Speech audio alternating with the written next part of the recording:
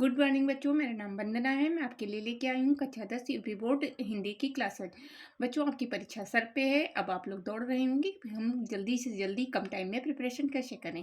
होता अमूमन ये है कि लोग साइंस की, मैथ की, इंग्लिश की प्रिपरेशन करते हैं, शेड्यूल कोचिंग करते हैं, शेड्यूल बना के पढ़ाई करते हैं और हिंदी को छोड़ देते हैं।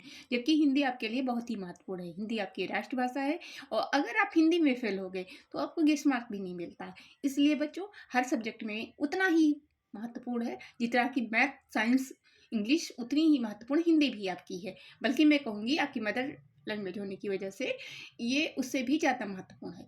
चलिए, अब हम बात कर रहे हैं कि हिंदी में आपके आज पद्य की बात करते हैं। पद्य में आपके पहले कवि सूरदास जी हैं और प्रतिवर्ष सूरदास जी का जीवन परिचय पूछा ही जाता है। 2015 से जो 2022 तक लगातार इनका जीवन परिचय पूछा गया है। 2015, 16, 17, 18, 19, 20, 21, 22 लगातार इनका जीवन परिचय परीक्षा में आया है। इस बात को मद्देनजर रखते हुए हम ये जीवन परिचय आपके लिए बहुत ही महत्वपूर्ण है। इसलिए आज हम बात कर रहे हैं सूरदास जी के जीवन परिचय के बारे में। बच्चों, जीवन परिचय आपके पेपर में 5 नंबर का आता है। आपके लिए एक एक अंक महत्वपूर्ण है। 5 नंबर तो बहुत हुए, इसलिए इस वीडियो को बहुत ही ध्यान से देखिएगा और नोट्स भी बनाइएगा।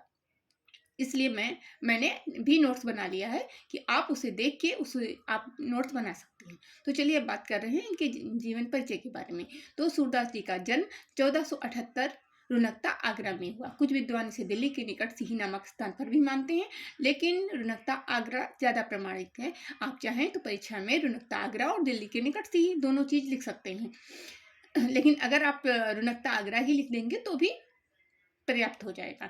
इनके माता पिता की बात करते हैं। इनकी माता जी का नाम बहुत ही कम जगहों पर मिलता है, लेकिन जो मैंने कहीं पढ़ा है, जो मैंने सुना है अपने गुरुजनों से, उस हिसाब से इनकी माता जी का नाम यमुना और इनके पिताजी का नाम पंडित रामदास सारस्वत है। ये ब्राह्मण कुल के थे और इनके पिताजी पेशे से गायक थे। इनके गुरु वल्लभाचार्य जी थे। इन्होंने गुरु वल्लभाचार्य से दीक्षा ली और वो खुद वल्लभाचार्य भी कृष्ण भक्ति धारा के कवि थे। इनकी कृतियां सूरसागर, सुरसारावली, साहित्य लहरी। इनकी रचनाएं लिखित रूप से नहीं मिलती हैं। ये गायक थे। कृष्ण जी के मंदिर में ये अपने पदों को गाया करते थे। बाद में इनके शिष्यों ने इस पदों को एकत्रित किया। जो भी रचनाएं मिली उनको 3 भागों में बांटा गया। 3 ग्रंथों के रूप में हमें मिलते हैं। पहला है सूरसागर, दूसरा है सुरसारावली, तीसरा है साहित्य लहरी। अब बात करते हैं इनकी भाषा की। इनकी भाषा ब्रिज भाषा। इनकी शैली पद शैली और मुक्तक शैली में इनकी रचनाएं मिलती हैं। और अब बात करते हैं इनके मृत्यु की। इनकी मृत्यु 1583 ईस्वी में पारसोली में हुई।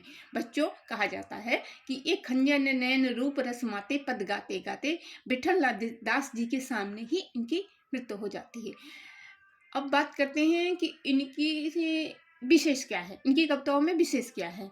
तो ये अष्टछाप के सर्वश्रेष्ठ कवि हैं। इनको अष्टछाप का जहाज भी कहा जाता है। और अब ये बात कर रहे हैं इनकी रचनाओं में विशेष क्या है। तो इनके रचनाओं में एक कृष्ण भक्ति धारा के प्रमुख कवि हैं। एक सगुण उपासक है। इनकी रचनाओं में कृष्ण के वात्सल्य का बहुत ही मनोरम वर्णन मिला है। ऐसा वर्णन कि आज तक किसी कवि ने वैसा वर्णन नहीं किया गया है। अब एक बात और आती है बच्चों कि मतलब कहा जाता है कि सूरदास जी जन्मांध थे या बाद में अंधे हुए हैं। इस बात में भी अलग अलग विद्वानों के अलग अलग मत है। कई जगह पर सूरदास जी ने खुद को जन्मांध कहा है, लेकिन लोग कहते हैं कि जैसा वर्णन, जिसा बाल्य रूप का वर्णन इन्होंने किया है, वैसा कोई अंधा व्यक्ति नहीं कर सकता है। और जो इन्होंने जन्मांध होने की व्यक्ति की है, वो अपने ज्ञान चक्षुओं के न होने के बारे में कही है। तो बच्चों, ध्यान दीजिए। साहित्य में अब बात कर रहे हैं इनकी साहित्य में इनका स्थान क्या है। तो इनका साहित्य में स्थान सूर्य के समान है। इसके बारे में एक उक्ति भी कही गई है, सूर सुर तुलसी शश उड़गन के सोदास, अब के कवि खदोत सम, जहाँ तहाँ करें प्रकाश। तो बच्चों, इस तरह से इस जीवन परिचय लिखिएगा। और जो इनका जन्म है, जो जन्म का सन है, जन्म का ईयर है, जन्म स्थान है, इनके मृत्यु का है और इनकी जो रचनाएं हैं उसको आप हाइलाइटर से हाईलाइट कर दीजिएगा।